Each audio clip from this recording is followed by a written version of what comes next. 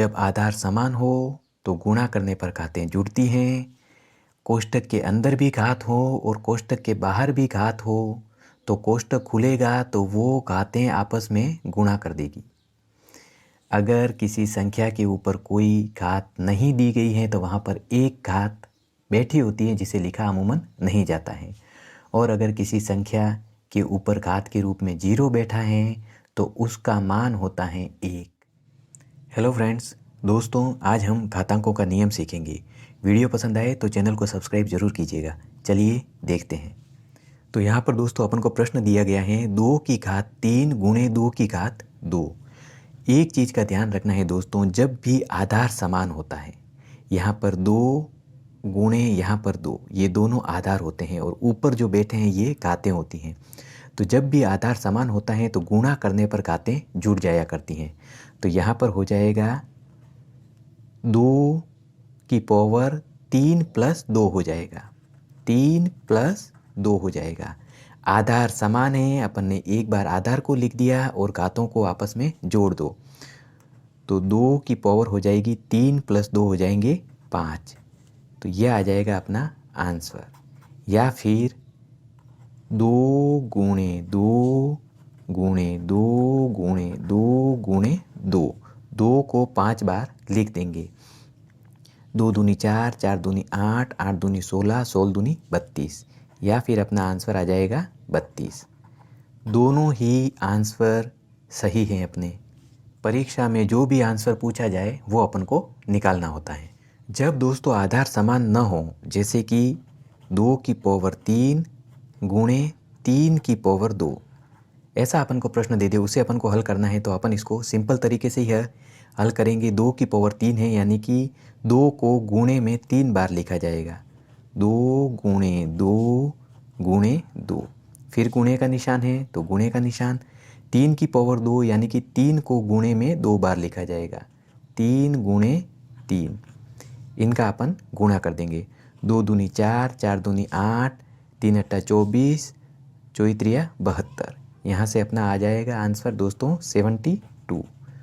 तो इस तरीके से दोस्तों जब भी आधार समान हो तो गुणा करने पर घातें जुड़ जाती हैं और आधार समान न हो तो अपन उसको सिंपल तरीके से ही प्रश्न को हल करेंगे। इसमें कई तरीके के प्रश्न बन सकते हैं दोस्तों, जैसे कि 2 की पावर -3 फिर गुणे में 2 की पावर -3। ठीक है, तो घातें भले माइनस में दी गई हो प्लस में दी गई हो, उससे अपन को कोई मतलब नहीं है। अपन को अपना नियम देखना है। आधार समान हो तो घातें आपस में जुड़ जाया करती हैं। यहाँ पर भी आधार 2 है और यहाँ पर भी आधार 2 है तो घातें आपस में जुड़ जाएगी। एक बार आधार को लिख देंगे और घातों को आपस में जोड़ देंगे। -3 प्लस कोष्टक -3, इस वाले को मैंने कोष्टक में ले लिया है। तो यहाँ से इसको कैसे लिखेंगे? 2 की पावर -3 प्लस माइनस -3। दोस्तों निशानों का जोड़ बाकी गुणा भाग कैसे किया जाता है उसका वीडियो लिंक डिस्क्रिप्शन में दिया गया है, आप वहाँ से उसे देख लीजिएगा। तो यहाँ से दोस्तों 2 की पावर हो जाएगी -3 और -3 मिलकर कितने माइनस के हो गए? 6। तो ये आ जाएगा दोस्तों अपना आंसर 2 की पावर -6। या फिर दोस्तों 2 की पावर -6 है, अपने पास में क्या है? आंसर आया अपना 2 की पावर -6। तो इसे अपन कैसे लिख सकते हैं? 1/2 की पावर 6। ये पूरा बटे में जाएगा तो जो पावर माइनस की है वो प्लस की हो जाएगी। ठीक है, और अगर प्लस की हो तो वो माइनस की हो जाएगी। अपने पावर माइनस की है तो अपन ने उसको 1/2 में भेजा इस पूरे को तो 2 की पावर 6 हो गया। अब यहाँ से अपना आंसर क्या हो जाता है दोस्तों? 1/2 को गुणे में 6 बार लिखेंगे। 2 गुणा 2 गुणा 2 गुणा 2 गुणा 2 और एक बार और गुणा 2 हो जाएगा। हो गए 6। अब इनका अपन गुणा कर देंगे। 2 दूनी 4, 4 दूनी 8, 8 दूनी 16, 16 दूनी 32, 32 दूनी 64। तो यहाँ से अपना आंसर क्या आ जाएगा दोस्तों? 1/64। यह आ जाएगा दोस्तों अपना आंसर। तो परीक्षा में आपको जो भी आंसर पूछे वो अपन को आंसर निकालना होता है इस तरीके से। इसी प्रश्न को दोस्तों अपन एक और तरीके से हल कर सकते हैं। यहाँ पर अपन को क्या दिया गया है, 2 की पावर -3 फिर गुणे में 2 की पावर -3। तो इसको मैं 2 की पावर -3 कोष्टक में स्क्वायर लिख सकता हूँ या नहीं। 2 की पावर -3 का होल स्क्वायर लिखा है मैंने। इसका मतलब यही होता है कि अंदर वाला अपना जो आधार है उसको 2 बार लिखा गया है।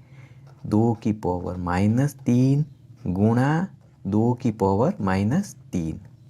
अब यहाँ से दोस्तों घातांक का एक और नियम निकलता है कि जब भी कोष्टक के अंदर घात बैठी हो और कोष्टक के बाहर भी होल स्क्वायर में घात बैठी हो, तो जब अपन कोष्टक खोलते हैं तो ये जो दो घातें हैं ये आपस में गुणा कर देती हैं।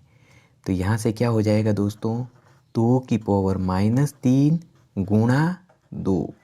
कोष्टक खुलेगा तो कोष्टक के अंदर और कोष्टक के बाहर जो भी घातें हैं वो आपस में गुणा करेगी। तो 2 की पावर हो जाएगा -3 गुणे 2 किया तो -6। यह आ जाएगा अपना दोस्तों आंसर। जैसे दोस्तों अपन को कोई प्रश्न दिया गया है 4 की पावर 4 बटे में 4 की पावर 2। तो इसको अपन सिंपल तरीके से करेंगे। तो अपन कैसे करेंगे, 4 की पावर 4 यानी कि 4 को 4 बार गुणे में लिखा जाएगा। 4 गुणे 4 गुणे 4 गुणे 4 और बटे में 4 को 2 बार गुणे में लिखना है, 4 गुणे 4। इनको अपन काट देंगे, इस 1 4 से ये 1 4 कट गया, फिर 1 4 से 1 4 कट गया। 4 गुणे 4 करेंगे अपने पास तो आ जाएंगे 4 चौक 16।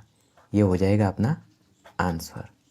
या फिर दोस्तों इसी प्रश्न को अपन एक और तरीके से हल कर सकते हैं। अपन को क्या दिया गया है, 4 की पावर 4 बटे में 4 की पावर 2। तो अब यहाँ पर देखिए ऊपर भी आधार 4 है, नीचे भी आधार 4 हैं। तो इसको अपन कैसे लिखेंगे, 4 की पावर 4 है तो उसको लिख दिया, और 4 की पावर 2 बटे में है तो ऊपर जाएगी तो ये गुणे में हो जाएगी, तो गुणा 4 हो जाएगा। लेकिन ये जो पावर 2 है ये हो जाएगी -2। बिल्कुल यहाँ पर जो अपन ने किया था 2 की पावर -6 थी, इसको अपन ने बटे में भेजा तो 2 की पावर 6 हो गई। तो अब यहाँ पर 4 की पावर 2 है, इसको अपन ऊपर भेज रहे हैं गुणे में, तो ये 4 की पावर -2 हो जाएगी। तो 4 की पावर 4 गुणे 4 की पावर -2, आधार समान है, गुणा करने पर घातें जुड़ जाएगी। तो यहाँ से हो जाएगा 4 की पावर 4 प्लस कोष्टक में -2। तो यहाँ से 4 की पावर 4 प्लस -2, तो 4 की पावर 2 हो जाएगी। 4 - 2 किए तो 2, 4 की पावर 2 का मतलब 4 गुणे 4, 4 चौक 16। ये आ जाएगा अपना आंसर। एक चीज़ का और ध्यान रखिए दोस्तों, अगर कोई भी संख्या हो और उसके ऊपर कोई घात नहीं हो तो वहाँ पर एक घात के रूप में बैठा होता है जिसे लिखा नहीं जाता है। जैसे अपन 5 के स्क्वायर को क्या लिखते हैं, 5 गुणा 5। इसका मतलब क्या हुआ दोस्तों, 5 के ऊपर एक घात बैठी हुई है जिसे अमूमन लिखा नहीं जाता है, और इस 5 के ऊपर भी एक घात बैठी हुई है। इनको मैं 5 की पावर 1 गुणे 5 की पावर 1 ऐसे लिख सकता हूँ। अब देखिए आधार समान है, इधर भी 5 है इधर भी 5 है, तो एक बार आधार को लिख देंगे, और गुणा करने पर घातें जुड़ जाती हैं जब आधार समान होता है। तो यहाँ पर एक घात और यहाँ पर भी एक घात, 1 + 1 हो जाएगा, तो 5 की पावर हो जाएगा 2। तो यहाँ से अपना मान 5 की पावर 2 आता है। और इसे अपन कैसे लिखते हैं, 5 गुणे 5 यानी कि 5 25। यह आ जाता है अपना आंसर।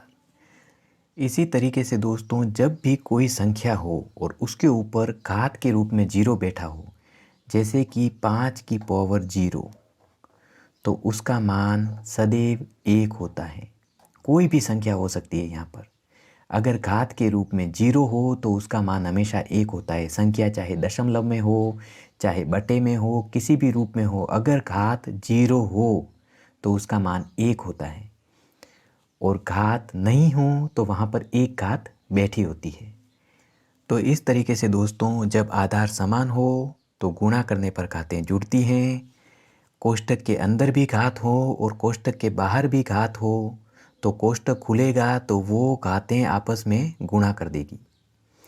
अगर किसी संख्या के ऊपर कोई घात नहीं दी गई है तो वहाँ पर एक घात बैठी होती है जिसे लिखा अमूमन नहीं जाता है। और अगर किसी संख्या के ऊपर घात के रूप में 0 बैठा है तो उसका मान होता है 1। कोई भी संख्या हो सकती है। तो उम्मीद करता हूँ दोस्तों आज का वीडियो आपको पसंद आया होगा। अगर पसंद आया है तो प्लीज़ मेरे चैनल को आपके सपोर्ट की ज़रूरत है। इसे लाइक, शेयर और सब्सक्राइब ज़रूर करें। थैंक्स दोस्तों।